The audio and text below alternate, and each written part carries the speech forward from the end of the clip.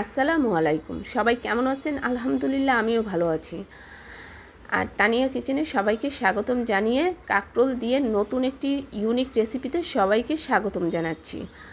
তো এখানে আমি 4টার মতো কাঁকরোল নিয়েছি, আর এই কাঁকরোলগুলোকে সবগুলি সামনে পিছন কেটে আমি মাঝখান দিয়ে এরকম করে ফালি করে নিব। আমি সবগুলি কাঁকরোলই কিন্তু একে একে এরকমভাবে কেটে নিব। আর এরকমভাবে কাঁকরোল রান্না করলে যে এতটা মজা হয় আগে জানা ছিল না। তো চলুন কথা না বাড়িয়ে মূল রেসিপিতে চলে যাই। আমি এখন এই কাঁকরোলগুলোকে সুন্দর করে পানি দিয়ে ধুয়ে তারপরে কিন্তু সামান্য পরিমাণে লবণ দিয়ে এটাকে আমি ভাপে বসিয়ে দিয়েছি। এটা আমি 7-8 মিনিটের জন্য ভাপ দিয়ে নিয়েছি। এখন আমার যখন কাঁকরোলগুলো সুন্দরভাবে ঠান্ডা হয়ে এসেছে, তখন আমি প্রতিটি কাঁকরোলের ভিতর থেকে এরকম করে বিচিগুলোকে আলাদা করে নিব। আমি বিচিগুলোকে আলাদা করে আমি জাস্ট খোলসগুলোকে আলাদা করে রেখেছি। এই বিচিগুলো কিন্তু খুবই কচি ছিল, এর জন্য আমি প্রতিটা কাঁকরোলের বিচিগুলো কিন্তু আমি নিতে পেরেছি। এগুলো যদি শক্ত হতো তাহলে কিন্তু আমি নিতাম না প্রত্যেকটার বিচিগুলি। এখন আমি এই বিচিগুলি সবগুলি একটু ছাড়িয়ে নিয়েছি। ছাড়িয়ে নেওয়ার পরে আমি এতে হাফ চামচের একটু বেশি জিরা বাটা নিয়েছি, আর এখানে আমি 1.5 টেবিল চামচ আমি এখানে মুসুরি ডাল এটাকে আমি ভিজিয়ে রেখেছিলাম, তারপরে এটাকে বেটে দিয়েছি 1 চা চামচের মতো নারকেল বাটা দিয়েছি, 1.5 চা চামচের মতো এখানে পেঁয়াজ বাটা, সামান্য পরিমাণে মরিচের গুঁড়া আর সামান্য পরিমাণে হলুদের গুঁড়া আর স্বাদ মতো লবণ দিয়েছি। আর দিয়েছি আমি ভাজা জিরা গুঁড়া করে এখানে আমি হাফ চা চামচের মতো দিয়েছি।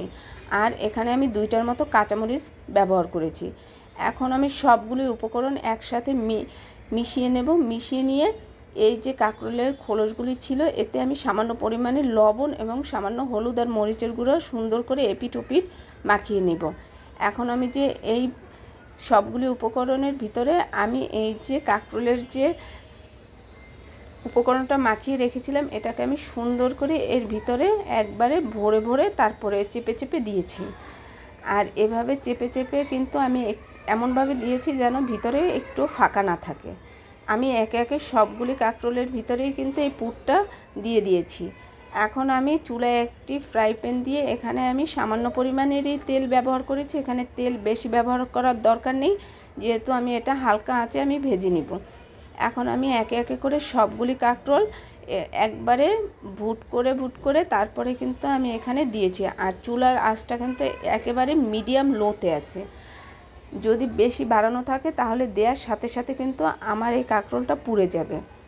এখন এই কাঁকরোলগুলোকে আমি সুন্দর করে হালকা জালে ভেজে নিয়েছি। আর দেখুন হালকা জালে ভাজার কারণে আমার কাঁকরোলগুলোর কালার কতটা সুন্দর এসেছে। এখন এই কাঁকরোলগুলোকে আমি সুন্দর করে এপিট ওপিট করে ভেজে নিয়েছি। আর কাঁকরোলগুলো এত সুন্দর কালার এসেছে তা দেখে আমি নিজেই কিন্তু অবাক হয়ে যাচ্ছি। আলহামদুলিল্লাহ আমার কাঁকরোলগুলো সুন্দরভাবে ভাজা হয়ে গিয়েছে। এখন আমি ওই ফ্রাই প্যানের ভিতরে আমি এখানে সামান্য পরিমাণে পেঁয়াজ বাটা দিয়েছি, আর একটু জিরা বাটা দিয়েছি, আর সামান্য একটু মরিচের গুঁড়ো আর হলুদের গুঁড়ো আর স্বাদ মতো লবণ দিয়ে এটাকে আমি মশলাটাকে সুন্দরভাবে কষিয়ে নিচ্ছি। আমরা সবাই কম বেশি জানি মশলা যত কষানো ভালো হয় যে কোনো তরকারি খেতে কিন্তু বেশি ভালো লাগে। এখন এটা যখন ভালোভাবে কষানো হয়ে এসেছে এবং তেলটা উপরের দিকে উঠে এসেছে, তখন আমি এই ভাজা কাঁকরোলগুলোকে সুন্দর করে এপিট ওপিট করে আমি একটু নাড়িয়ে চাড়িয়ে নেব। নাড়িয়ে চাড়িয়ে আমি এখানে বেশি একটা পানি ব্যবহার করব না, খুব সামান্য পানি ব্যবহার করব, যেহেতু আমার কাঁকরোলগুলো সিদ্ধ আছে।